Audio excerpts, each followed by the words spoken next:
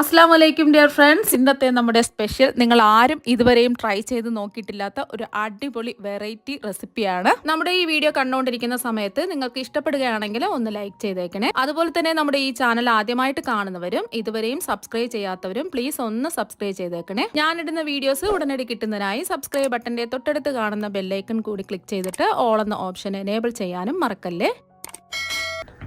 ആദ്യം തന്നെ ഇതിനായിട്ട് ഒരു ബൗളിലേക്ക് 250 ml കപ്പിന് 3 കപ്പ് പച്ചരി ഇട്ട് കൊടുക്കാം. അപ്പോൾ ഇതുപോലത്തെ അളവ് കപ്പില്ല എന്നുണ്ടെങ്കിൽ സാധാരണ നമ്മൾ ചായക്ക് കുടിക്കുന്ന ഗ്ലാസ്സിൽ പച്ചരി അളന്നെടുത്താൽ മതി. നിങ്ങൾക്ക് ഈ 3 കപ്പ് അരിക്ക് പകരം 1 കപ്പ് അരിയിൽ വേണമെന്നുണ്ടെങ്കിലും ചെയ്തിട്ട് എടുക്കാം. ഇനി ഇതിലേക്ക് നമ്മൾ ചേർത്ത് കൊടുക്കുന്നത് 1 ടീസ്പൂൺ ഉലുവയാണ് ചേർത്ത് കൊടുക്കുന്നത്. എന്നിട്ട് നല്ലതുപോലെ കഴുകി വൃത്തിയാക്കി എടുത്തതിന് ശേഷം ഒരു 5-6 മണിക്കൂർ വെള്ളമൊഴിച്ച് കുതിർക്കാൻ വെക്കാം. അരി നല്ലതുപോലെ കഴുകി വൃത്തിയാക്കി എടുത്തതിന് ശേഷം 5-6 മണിക്കൂർ കുതിർത്തെടുത്തിട്ടുള്ളതാണ്. നമ്മൾ 1 കപ്പ് അരിയിലാണ് നമ്മൾ ചെയ്തിട്ട് എടുക്കുന്നതാണെങ്കിൽ 1/4 ടീസ്പൂൺ ഉലുവ ചേർത്ത് കൊടുത്താൽ മതി. 1/4 ടീസ്പൂണും കുറച്ചും കൂടെ ചേർത്ത് വേണമെന്നുണ്ടെങ്കിൽ കൊടുക്കാം. അപ്പോൾ അരി നല്ലതുപോലെ കുതിർന്ന് വന്നിട്ടുണ്ട്. ഇതിൽ നമുക്ക് ഉഴുന്നിൻ്റെ ആവശ്യമില്ല. അപ്പോൾ നമ്മളിനി അടുത്തതായിട്ട് ഉഴുന്നിന് പകരമായിട്ട് നമ്മൾ എടുക്കുന്നത് ചോറാണ്. അരി അരയ്ക്കുന്ന കൂട്ടത്തിൽ നമ്മൾ ചോറാണ് അരച്ചിട്ടെടുക്കുന്നത്. ചോറ് വെച്ചിട്ടാണ് നമ്മൾ ഈ ദോശ തയ്യാറാക്കി എടുക്കുന്നത്. അപ്പോൾ നമ്മൾ എത്രയാണോ അരി എടുത്തിട്ടുള്ളത് അതേ അളവിൽ തന്നെയാണ് ചോറും എടുക്കേണ്ടത്. അപ്പോൾ ഏത് അരിയുടെ ചോറ് വേണമെന്നുണ്ടെങ്കിലും എടുക്കാവുന്നതാണ്. ഞാനിപ്പോൾ ജയ അരിയുടെ ചോറാണ് എടുത്തിട്ടുള്ളത്. 3 കപ്പ് ചോറും ഇട്ട് കൊടുത്തിട്ടുണ്ട്. ബാക്കി വന്ന ചോറൊക്കെ ഉണ്ടെന്നുണ്ടെങ്കിൽ ഇതുപോലെ നമുക്ക് തയ്യാറാക്കി എടുക്കാവുന്നതാണ്. വേവിച്ചിട്ടെടുത്ത ചോറായാലും മതി. അപ്പോൾ ചോറ് 3 കപ്പ് എടുത്തിട്ടുണ്ട്. ഇനി നമ്മൾ ഈ അരിയിലുള്ള വെള്ളം മാറ്റിയിട്ട് മിക്സിയുടെ ജാറിലേക്ക് പകുതി അരി ഇട്ട് കൊടുക്കാം. മുഴുവനും ഇട്ട് അരയ്ക്കാൻ പറ്റില്ല, പകുതി വീതം ഇട്ട് നമുക്ക് അരച്ചിട്ടെടുക്കാം. ഇനി നമ്മൾ വെള്ളം മാറ്റിയെടുത്ത അരി മിക്സിയുടെ വലിയ ജാറിലേക്ക് ഇട്ട് കൊടുക്കാം. പകുതി മാത്രമേ നമ്മൾ അരി കുതിർത്തെടുത്തത് ഇട്ട് കൊടുക്കുന്നുള്ളൂ.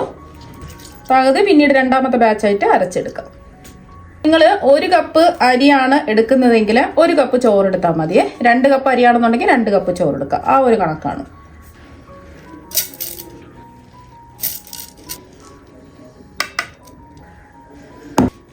അപ്പോൾ 1.5 കപ്പ് ചോറും കൂടി ഇട്ട് കൊടുത്തു. ഇനി ആവശ്യത്തിന് വെള്ളം ഒഴിച്ചു കൊടുക്കാം. ഇത് നെകക്കെ നിൽക്കത്തക്ക രീതിയിൽ വേണം വെള്ളം ഒഴിച്ചു കൊടുക്കാം. ഓവറായിട്ട് വെള്ളം ഒഴിച്ചു കൊടുക്കരുത്.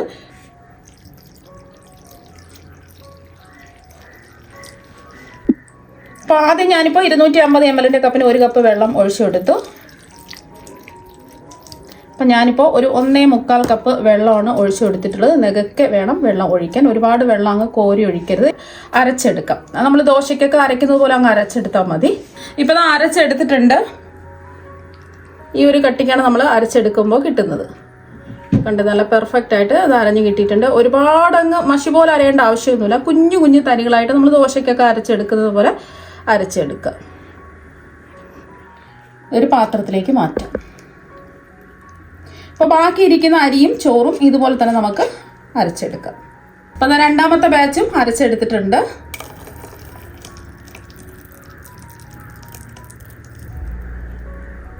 ഇനി ഇത് കൈ വെച്ചിട്ട് നന്നായിട്ട് 2 മിനിറ്റെങ്കിലും കൈ വെച്ച് ഒന്ന് ഇളക്കി കൊടുക്കുക. എന്നാൽ മാത്രമേ മാവ് നല്ലോണം പൊങ്ങി കിട്ടുള്ളൂ. കൈ വെച്ചിട്ട് തന്നെ ഇതുപോലെ ആക്കി കൊടുക്കുക.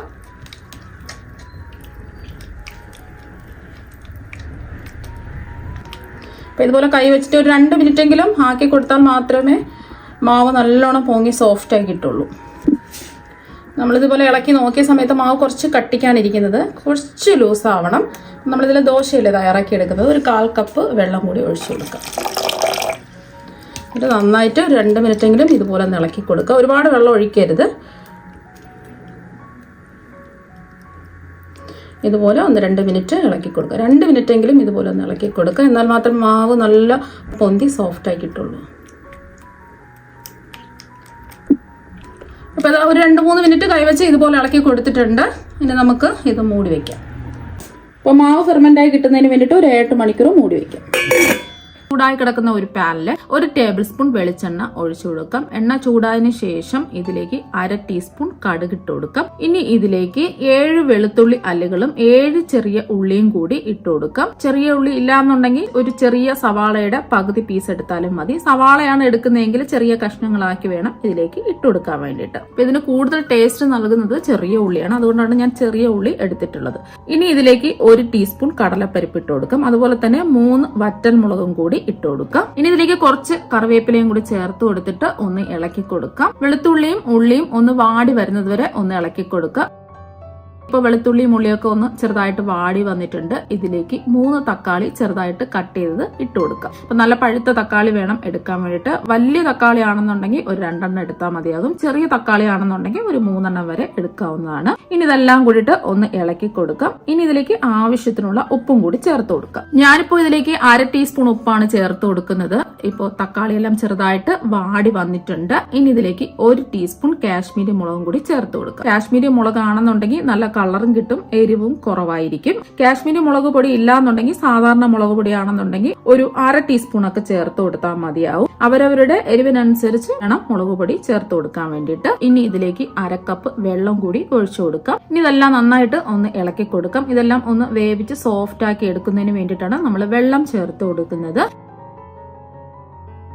ഇപ്പൊ തക്കാളി എല്ലാം വെന്ത് സോഫ്റ്റ് ആയി കിട്ടിയിട്ടുണ്ട്. ഇനി ഇതിലേക്ക് 1/2 ടീസ്പൂൺ പഞ്ചസാര ചേർത്ത് കൊടുക്കും. പഞ്ചസാരയ്ക്ക് പകരം ശർക്കര ചേർത്ത് കൊടുത്താലും മതിയാവും. ശർക്കര എടുക്കുകയാണെന്നുണ്ടെങ്കിൽ ഒരു 1/2 ടീസ്പൂൺ പൊടിച്ച ശർക്കര വേണം എടുക്കാൻ വേണ്ടിയിട്ട്. പഞ്ചസാര എടുത്താലും ശർക്കര എടുത്താലും കുറച്ച് മാത്രമേ എടുക്കാവൂ. ഞാനിപ്പോ ഇതിലേക്ക് 1/2 ടീസ്പൂൺ പഞ്ചസാരയാണ് ചേർത്ത് കൊടുക്കുന്നത്. എരിവും പുളിയും ഒന്ന് ബാലൻസ് ചെയ്യാൻ വേണ്ടിയിട്ടാണ് നമ്മൾ പഞ്ചസാര ചേർത്ത് കൊടുക്കുന്നത്. ഇനി ഇത് ചൂട് മാറാൻ വേണ്ടിയിട്ട് മാറ്റിവെക്കാം. ഇപ്പൊ ഇതിന്റെ ചൂടെല്ലാം നന്നായിട്ട് മാറിയിട്ടുണ്ട്. ഇനി മിക്സിയുടെ ചെറിയ ജാറിലേക്ക് ഇട്ട് കൊടുക്കാം. ഇനി ഇതിലേക്ക് വെള്ളം ഒന്നും ഒഴിക്കരുത്. വെള്ളം ഒഴിക്കാതെ അരച്ചെടുക്കാം.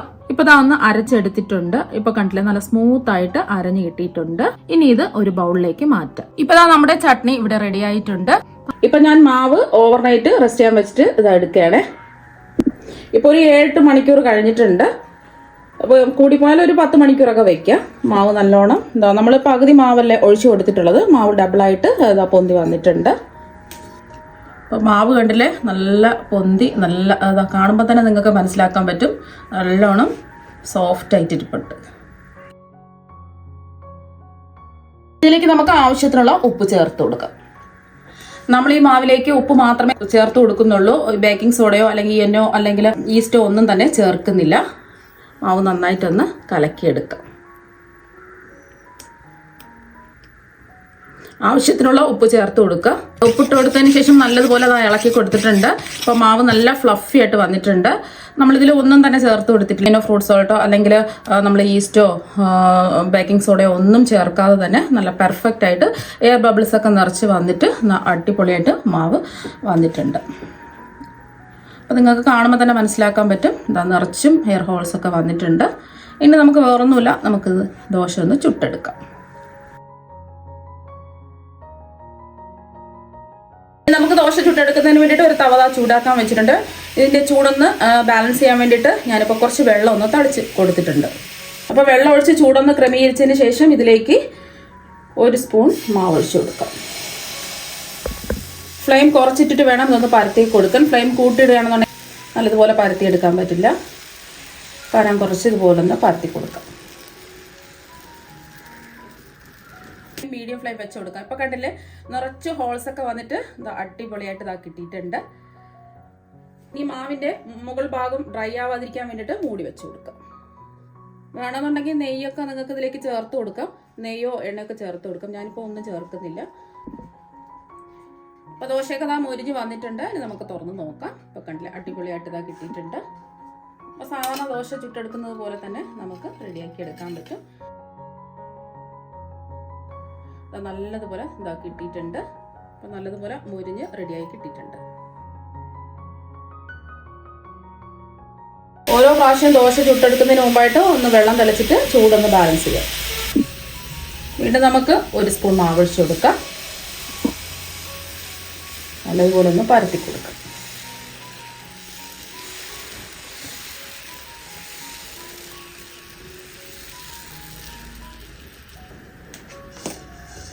അപ്പം നിറച്ച് ഹോൾസ് ഒക്കെ വന്നിട്ടുണ്ട്.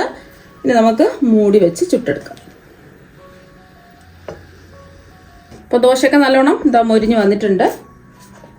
ഈ ദോശ ഇതിൻ്റെ ചൂടൊക്കെ മാറിക്കഴിയുമ്പോൾ നല്ല സോഫ്റ്റ് ആയിട്ട് മാറും കേട്ടോ. അപ്പോൾ കണ്ടില്ലേ, നല്ല അടിപൊളി ആയിട്ട് ഇതാ കിട്ടിയിട്ടുണ്ട്. ഇനി നിങ്ങൾക്ക് വേണമെന്നുണ്ടെങ്കിൽ ചെറുതായിട്ട് വേണമെന്നുണ്ടെങ്കിൽ അങ്ങനെയും ദോശ ചുട്ടെടുക്കാം.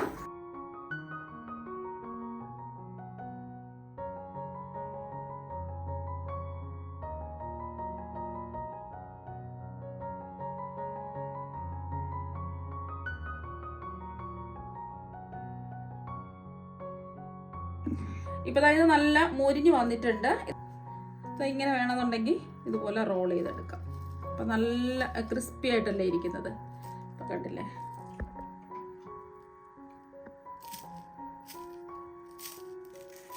അപ്പോൾ ചൂട് മാറിക്കഴിയുമ്പോൾ ഇത് കുറച്ചും കൂടെ തണുത്തിട്ട് വരും.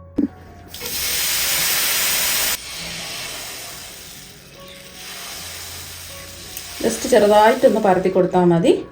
ഇനി ഇത് മൂടി വെച്ച് കൊടുക്കേണ്ട ആവശ്യമൊന്നുമില്ല. മീഡിയം ഫ്ലെയിം വെച്ച് കൊടുക്കുക.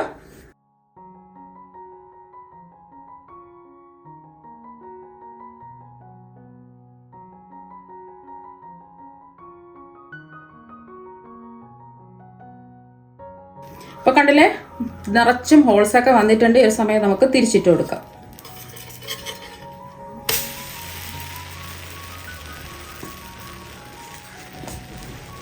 അപ്പം നമ്മുടെ ദോശ ചുട്ടെടുത്തിട്ടുണ്ട്. അപ്പോൾ ഇതുപോലെ തന്നെ നമുക്ക് ബാക്കിയുള്ള ദോശയും ചുട്ടെടുക്കാം.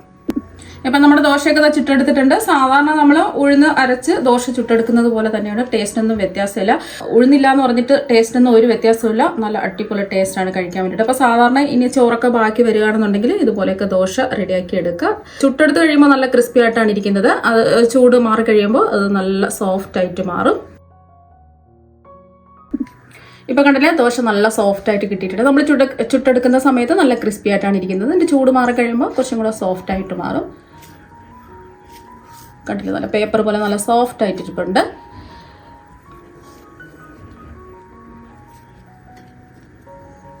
കണ്ടില്ലേ, നല്ല അടിപൊളിയായിട്ട് ഇതാ കിട്ടിയിട്ടുണ്ട്. കഴിക്കാനും അതുപോലെ തന്നെയാണ്, നല്ല സോഫ്റ്റാണ്. ഒന്ന് മുറിച്ചും കൂടി കാണിച്ചു തരാം. കണ്ടില്ലേ, നല്ല പഞ്ഞി പോലെ സോഫ്റ്റ് ആയിട്ടാണ് ഇരിക്കുന്നത്. നമ്മൾ കുഞ്ഞായിട്ട് ചുട്ടെടുത്ത ദോശയാണ്. കണ്ടില്ലേ, അതുപോലെ ബാക്കി വരുന്ന ചോറ് ഉണ്ടെന്നുണ്ടെങ്കിൽ ഇതുപോലെ നമുക്ക് ഈസി ആയിട്ട് ദോശ ഉണ്ടാക്കിയെടുക്കാൻ പറ്റും.